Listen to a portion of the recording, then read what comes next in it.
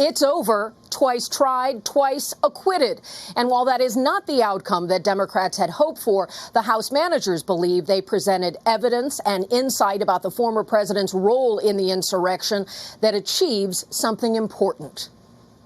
No conviction, but a surprise in the verdict. This was the most bipartisan presidential impeachment in the history of the United States. 7 Republicans turned against Donald Trump and voted to convict him for inciting the insurrection.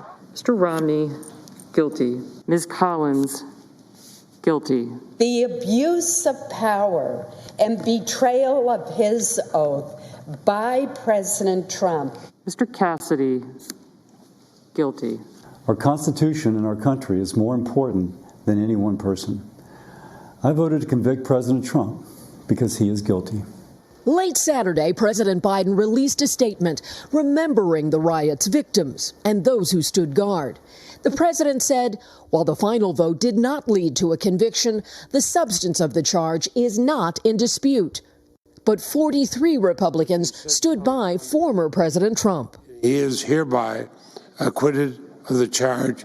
Mr. Trump's lawyers reacted much like he would. We tried a freaking really good case. A win is a win.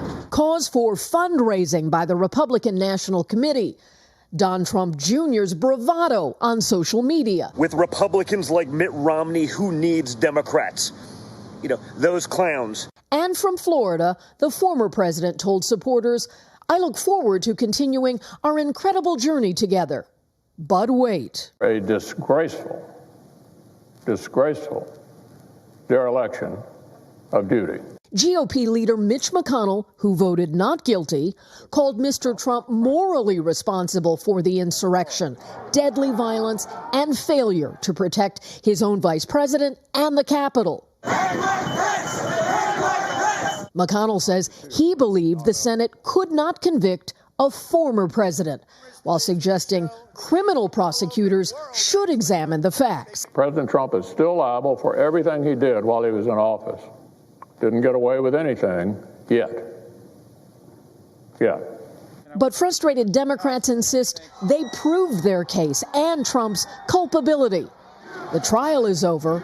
The damage done that day is not. We believe that we have shown that this president is a disgrace to our country. Look at what Republicans have chosen to forgive. And since leaving office, of course, the former president has kept a very low profile. How long will that continue?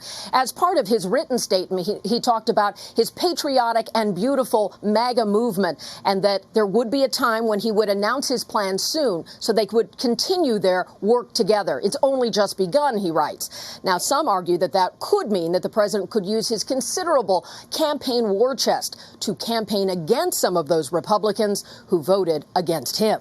Willie? Kelly O'Donnell starting us off at the White House. Kelly, thanks so much.